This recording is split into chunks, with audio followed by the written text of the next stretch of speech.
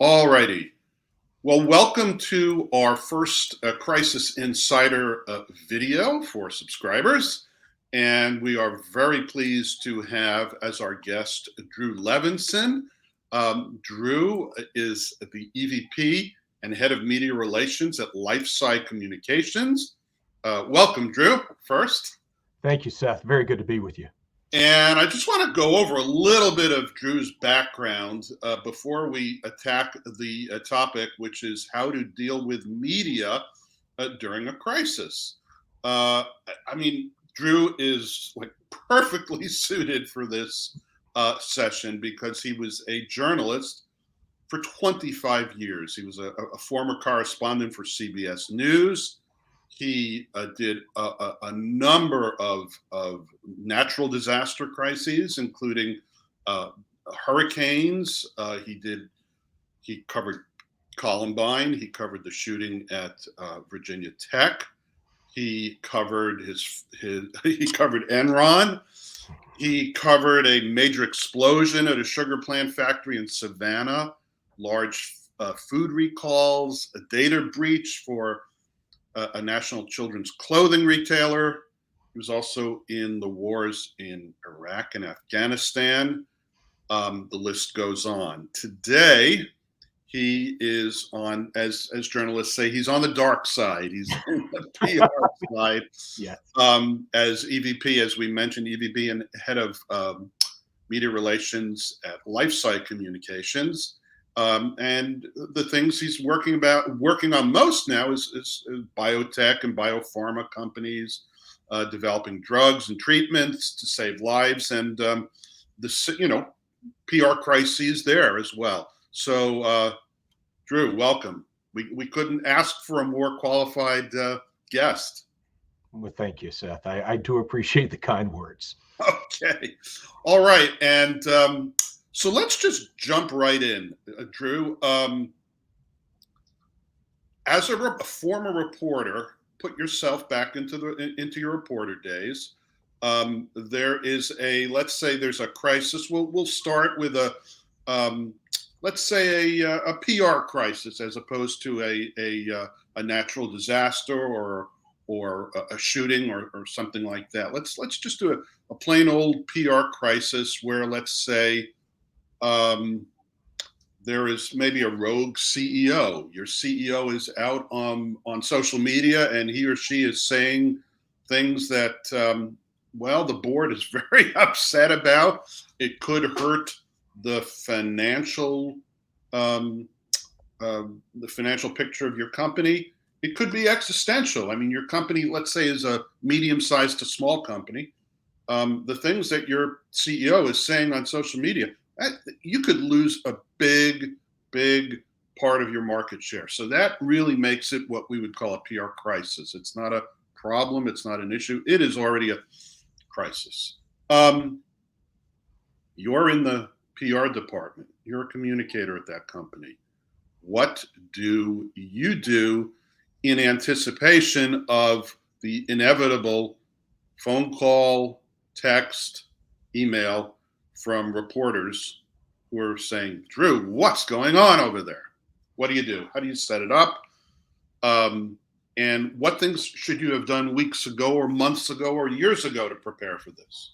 Well, you are right. You are going to get that call from the media going, what the heck is going on? And what is your CEO talking about? You got to anticipate. So when it comes to media relations in a crisis, no matter what the crisis is, but this as well, it's all about working with the press. You have to be ready to work with reporters. And I think that it's the preparation. You have got to know what are the needs of the reporter. As I look at it, there are three things. You've got to understand those wants, those needs. What is the reporter going to be asking you, and how are you going to answer them?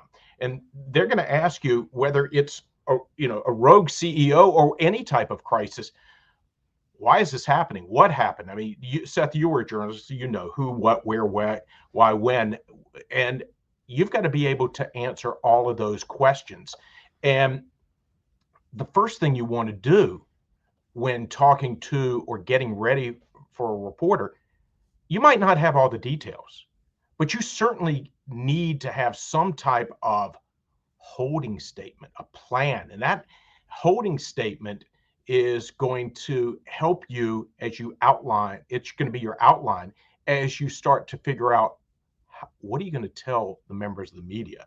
The other thing is, in addition to that holding statement, usually when you have a crisis, you want a spokesperson, and usually you want that spokesperson to be the CEO. But if this is a situation where you've got a rogue CEO, you got to find somebody else to be that spokesperson. And they've got to be what we like to make sure is media trained and ready to talk to the media. And then the other thing is with that situation, any situation, is it's never going to end quickly. There's always going to be repercussions, and especially if they're on social media. As you know, social media lives forever. And also, though, I talk about this a lot um, with our clients, with anybody who is in a crisis. You got to be honest. Let's say the situation ends up that this CEO, you got to let him go. Well, you've got to be honest about why. You've got to be honest, as transparent as you possibly can. Not necessarily tell everything, but you certainly need to be as transparent as you can. A rogue CEO, it happens. It happens on social media. I've seen it a lot. I've also seen other problems with CEOs, Seth. We had a client where the CEO was indicted for insider trading. How do you handle that? Well, the company immediately got rid of them, but then we had to help the company answer all the questions. Didn't you know this was happening? Why was this happening?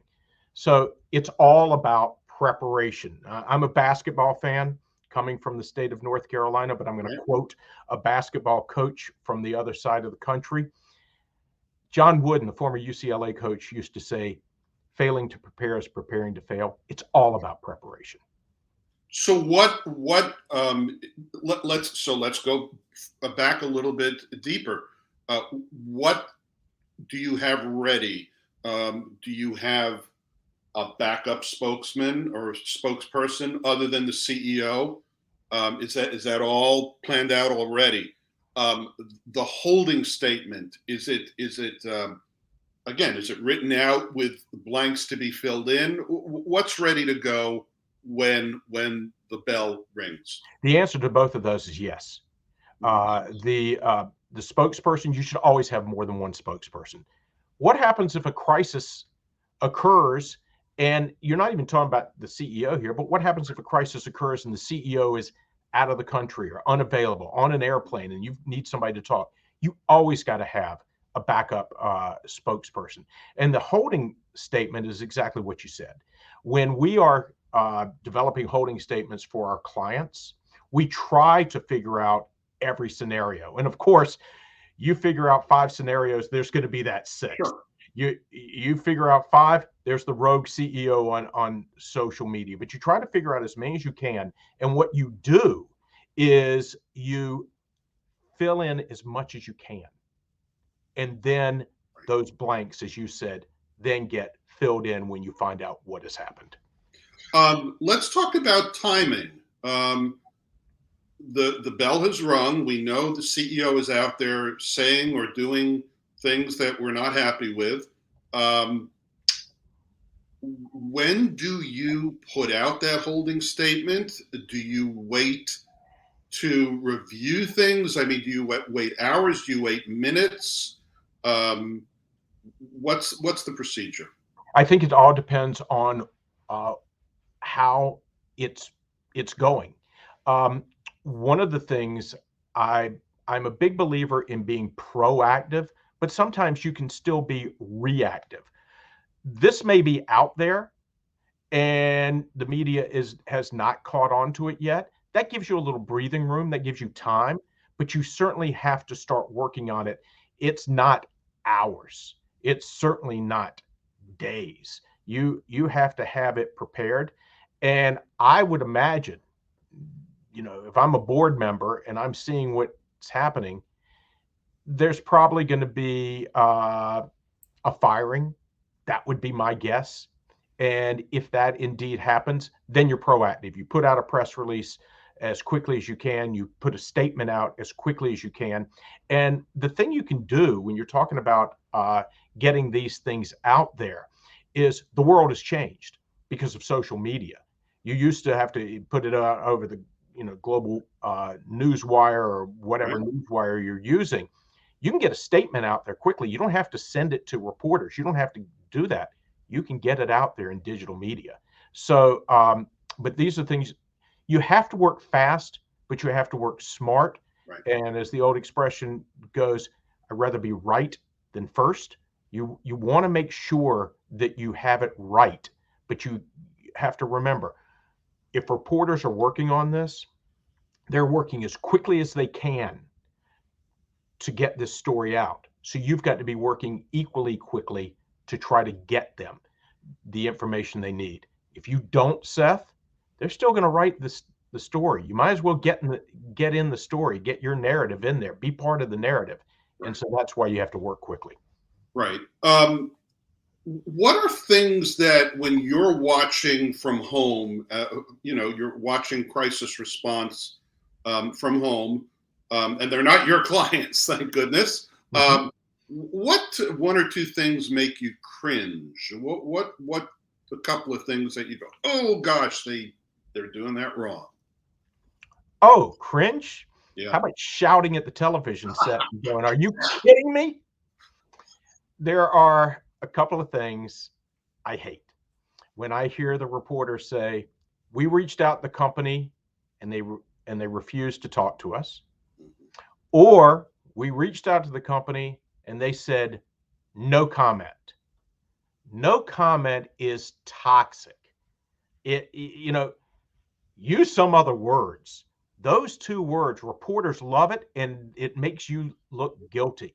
It just, really makes me, in your words, cringe when I watch companies try to put their head in the sand like an ostrich and not do anything. It's not going away.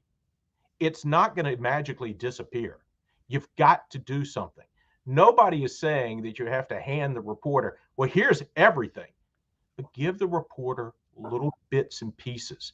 I remember when I was a reporter and there was a crisis that was going on, we just wanted something. We needed something.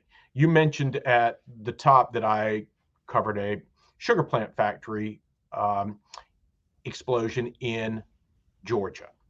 And I remember getting there and we were trying to get some sort of comment from or statement from the company. Nothing. Nothing. So if you're not going to be part of the narrative, then guess what? Somebody else is. And so we're outside the fences of the factory, and people are telling us, yeah, my brother works in that factory. I have no idea, was he injured, how he is. And he used to tell me about all these problems within the factory. They're telling your story for you. At least get involved in the story. One other example of that is, now I'm putting on my PR hat. We are in, as you said, in the biotech space, emerging sciences. And we had a client that was developing a drug, and they were having clinical trials, and somebody died during the clinical trial. That's a crisis. And the way it was handled was they stopped the clinical trial. The FDA has them stop the clinical trial. And instead of not saying anything, they came out and they said, our thoughts are with the family of this person who died. We're very concerned. We are looking into this. We want to know what happened, and we are committed to figuring it out and moving forward. They said something. They made a statement. And in the end, it turned out that the clinical trial had nothing to do with the death, but at least they became part of the narrative and it went away. So you need to do things like that. Yeah. Drew, is there? I know the answer is it depends, of course, but um, when there are multiple facts, there are multiple bits of information that are out there uh, in any given situation. You mentioned give us something as a reporter. Give us something. What are some of the calculations that PR people make or should be making? And can you make some of these calculations about what to give the press initially? Um, can you make any of these calculations in advance? Yeah, absolutely. If you give them, and I'm serious about this, it is anything. They're looking for the smallest little news nugget, just something from your side. And the calculation can be as simple as, we don't know what happened, but we're working with authorities to try to figure it out. It can be that simple, but you already know you're going to say that. You also should have the scenario, something could, people could be injured, people could die. You should show your concern, Right. empathy, sympathy. Mm-hmm. Come out and say it. You know this, Seth, and maybe a lot of the audience does, but there's the famous interview with the CEO of BP. Yes. And he says in that interview, I want to get my life back. And he said that, but he did eventually talk about the people in the Gulf Coast from the BP oil spill, but he said, I want to get my life back. It's not about you. It is about the people who are involved. And you've got to show empathy. You've got to make sure people understand. In the end, it is, the human factor is what helps you. Drew, a lot of people will agree with what you said here about working with the media, but they might say, as they're watching this, they might say, gee, Drew makes good points, but there's too much emphasis on what the media needs during crisis. I think you should be thinking about your employees first. The media is down the road. Is the jury out on that in your eyes, or how does the debate look today? Do people forget to talk to their employees and concentrate on the media? Well, I'm not sure the jury is out. I think the verdict is in, and the verdict is that it should be everything. It's not just the media. Yes, you've got to talk to your employees. You've got to talk to your stakeholders, your investors, your board of directors. Everybody needs to be contacted. That's what a crisis plan should be. When you're developing that whole plan, I know we're talking about the media specifically here, but when you're talking about a plan, it has to include everybody. And I'm not saying the media has to be first. I'm just saying you've got to get to the media quickly, because the media is the one that is going to tell the entire community faster. Although we do have social media now, so that certainly gets out there. But employees, if there has been an accident, employees need to be notified. Notify them by email or text, or get that out there. Okay, so now I'm going to make the question a little bit tougher. I'm a one-person PR team. I'm an army of one. Mm-hmm. Again, I know the answer begins with "it depends," but I'm a one-person PR team. What are my priorities in working with the media? You said let's inform all our stakeholders. Mm-hmm. I agree, but you're one person. What do you do? What's your priority list? Well, your priority is going to be, it depends. No, I believe whether you're one person or 10 people or 100-person PR firm or within the company, you still have to look at who needs to be notified. The first notification has to be your executive team. they have to know what's going on. But after you, as the PR person, if you've set up the plan correctly, then they know who they have to notify. And each one of them, and maybe there's somebody who notifies the employees. Most times, it's not going to be the PR person that's notifying the employees. It's somebody else, maybe HR for all I know. But they start that, and then that trickles down, and then they can concentrate on the media impact. Drew, let's put on your. Let's talk about what you're doing today with LifeSci. You're working in the pharma and the biotech industry. As a former reporter, what things do you feel the industry needs to do better in terms of crisis and working with media during a crisis? What do generally? What do companies miss? Opportunity. Mhm. They miss the opportunity to drive the story. And it goes back to what we said before. Many want to sit back and say nothing and think the story will go away. 99.9% of the time, that is not going to happen. There is no one size fits all. It just doesn't happen that way. A crisis is difficult. And, it wouldn't be called a crisis if it wasn't. It's difficult. But you can simplify it in making your plans what you should be doing. And we always advise our clients, the companies we work with, be ready. If you're ready, then at least you've got a better chance to look better, to look good. If you're not ready, then everything is a surprise and everything is a crisis. So what we always tell them is be prepared, be honest, and sometimes you got to be ready to rip the Band-Aid off, because you can't just always let little bits of information come out. Again, I never recommend saying, here you go. That's not it. But you've got to be prepared to say different things at different times.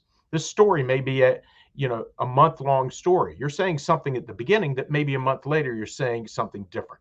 And what's really important, Seth, to remember is crises don't go away. People think, it's over, it's done. Guess what? Every year is the anniversary, and here's the media. And you need to be thinking about, okay, here we are a year later. We talked about our 3 C's, and being committed to change and to rectifying the situation. They may come to you and say, okay, it's been a year. What have you done? So you've got to always be ready for that. And I'm just gonna take a guess here. When you started as a journalist, Drew, the ability to look at back issues and old stories was the ability to how much you had in a paper file, and your right hand, phoning people, and that was your research department in many cases. Now, journalists, all they have to do is Google your company, and there it is. 5 years ago, such and such company had such and such crises. It's quite different, isn't it?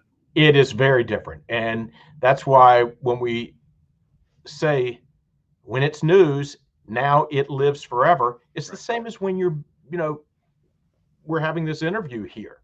This interview is going to live forever somewhere on the internet. It just lives forever. So you've got to be aware of that. So let me transition into a last question, and it kind of touches on this, Drew. It kind of touches on your history as a journalist. You were in Afghanistan. You were in Iraq as a correspondent. We're today, of course, looking at this awful situation in Ukraine. And something that struck me the other day is that I saw a poll that says almost the same number of Americans today are getting their information about Ukraine on social media as they are on television. Whether we think that's good or bad, that's not for us to say.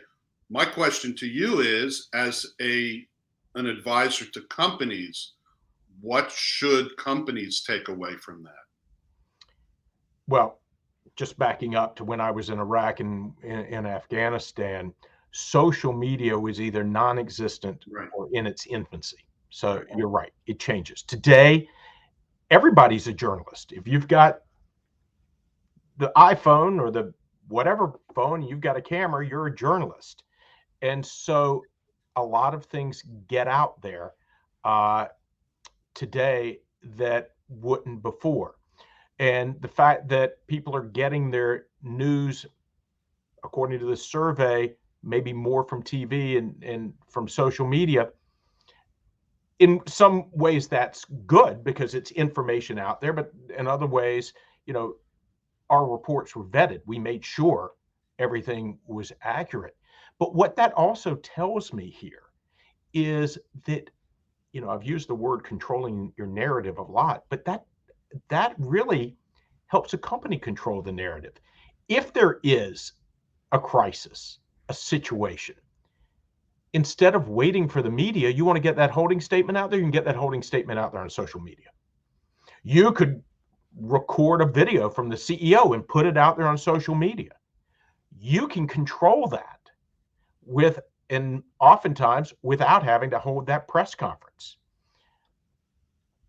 As a reporter, I want that press conference because I want to ask the questions. As a PR person, I want to protect my client in a sense that maybe this is the best way. Right. So social media, we know it's a double-edged sword. It's great and it can cause problems as well. But I think from a PR standpoint, it is extremely helpful.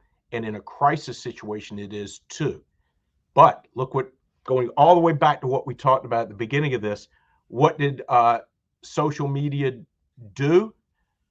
Well, there was the CEO and he was out there in a rogue situation. That wouldn't have happened 20 years ago in that way. Right, right, right. Drew, thank you so much. What a great conversation. We could have gone on for hours, but we'll keep it there. And thank you again. And I hope everybody enjoyed this. Please let us know what you think, and we'll see you soon. Thank you very much, Drew. It's been a pleasure. Thank you, Seth.